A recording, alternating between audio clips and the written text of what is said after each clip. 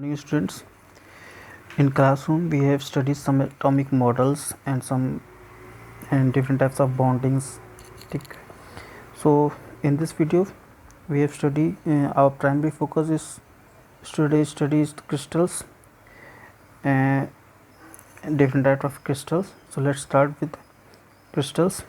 As you know, uh, if we classify crystal or solid into form, first one is a crystalline solid.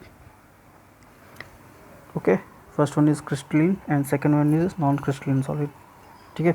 In crystalline solid, material may be either in the form of single crystal or an aggregate of many crystals. ठीक है. These many crystals which we studies are also known as polycrystalline or it may be called as simple grains. ठीक है. And polycrystalline material is stronger than single crystalline material because crystalline polystyrene have different orientations.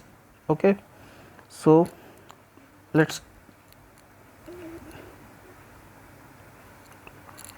start with some important terms which we used in this materials science of your subjects. ठीक है. First one is unit cell. What is unit cell? As you know, in chemistry, atoms is the smallest particle. ठीक है. In this material science we have unit cells which is known as the smallest particle from which different unit cells combine to make a solid or crystal structure, which have 7 types. Later we have discussed what are these crystals. ठीक है.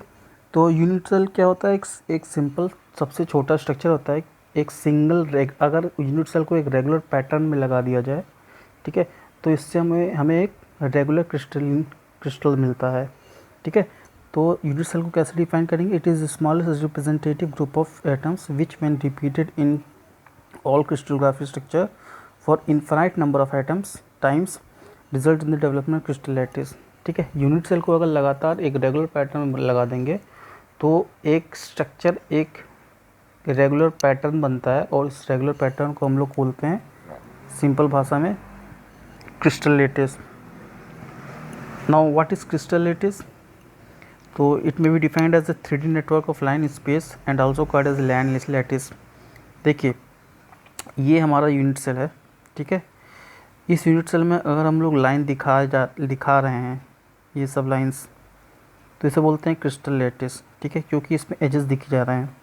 वही अगर हम लोग बात करें space lattice की, तो स्पेस लैटिस में आप लोग के पास 3D नेटवर्क तो रहता है बट एजेस नहीं रहते हैं, उसमें सिर्फ आपके एटम्स दिखते हैं. ठीक है.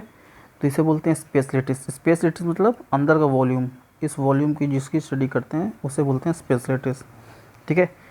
प्रिमिटिव सेल्स क्या होते हैं? It is simple cubic unit cell having only 8 corners by the cube. जैसे कि आप जानते हैं कि अगर हम लोग कोई क्यूब बनाते हैं, क्यूब क्या होता है? जिसके सभी साइड सेम होते हैं. ठीक है. लेंथ भी सेम, ब्रेथ भी सेम एंड हाइट भी सेम, तो इसे हम लोग सिंपली क्यूब बोलते हैं. तो इस क्यूबिक सेल में अगर क्या होता है, जितने भी 8 कॉर्नर्स होते हैं उन सब पे अगर हम लोग एटम रख दें, ठीक है, तो ये सिंपली बेसिक स्ट्रक्चर है. उस बेसिक स्ट्रक्चर में सबसे सिंपल वाला है क्यूबिक स्ट्रक्चर. ठीक है. तो it is a simple cubic unit cell having only 8 corners of cube. ठीक है. नेक्स्ट हम लोग देखते हैं लैटिस पैरामीटर. लैटिस पैरामीटर से आप लोग समझ गए होंगे कि इस क्यूब की लेंथ, ठीक है, इसकी ब्रेथ और इसकी हाइट. ठीक है. इसकी लेंथ, ब्रेथ और हाइट की बात अगर करते हैं तो इसे हम लोग ए बी स्मॉल सी से दिखाते हैं. और इसी क्यूबिक को अगर हम लोग 3D स्ट्रक्चर में रख देंगे, 3D शेप में, 3D कोऑर्डिनेट सिस्टम में, ओके, तो ये ए हो जाएगा आपका, ये बी, सॉरी, ये ए, ये बी, ये सी हो जाएगा. ठीक है. दिखाते हैं आपको साफ बना के.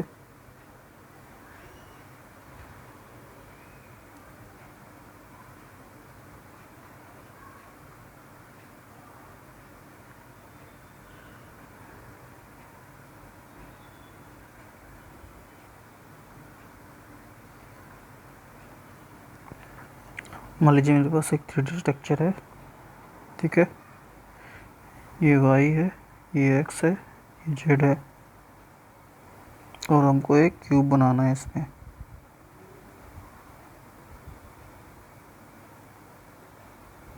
ठीक है, ये मेरी लेंथ हो जाएगी जिसे हम लोग बोले थे a से दिखाएंगे, ये b और ये c।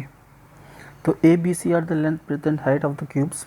ठीक है, और angle between them, angle between these planes in xy plane it is called alpha angle, in x and in yz plane it's called alpha angle, in this it's called beta angle, and this is called gamma angle.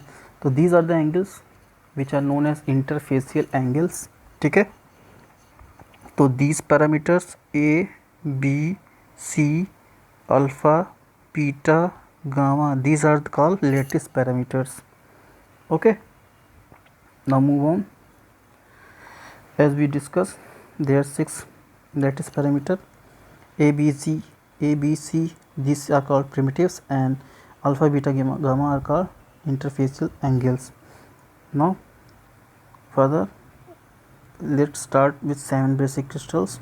These are the basic 7 crystals which we know, which we have to know for studying material science. ठीक है, इसको याद रखना ज़रूरी है कि कौन कौन से 7 बेसिक क्रिस्टल्स हैं। ठीक है, क्योंकि ये इम्पोर्टेंट, आप अगर आप डीप मटेरियल साइंस में जाएंगे, स्टडी करेंगे, ठीक है, जैसे कि बीटेक और एमटेक में स्टडी करते हैं, तो वो इसके लिए स्ट्रक्चर जरूरी है। लेकिन अभी के लिए आप लोग को क्यूबिक पे ज़्यादा फोकस करना है। तो ये 7 बेसिक क्रिस्टल्स हैं, उनके प्रिमिटिव्स के बीच रिलेशंस हैं। जैसे कि ये क्यूब है, क्यूब के क्या होते हैं, लेंथ ब्रेथ हाइट सेम होती है। ठीक है, और alpha beta interfacial angles equals to 90 degree रहता है। सेम ऐसे ही मोनोक्लिनिक है, मोनोक्लिनिक में A not B not equals to C होता है, और alpha beta 90 degree gamma 90 degree नहीं होता है। Same triclinic A not B not equals to C and their interfacial angle not equals to 90 degree.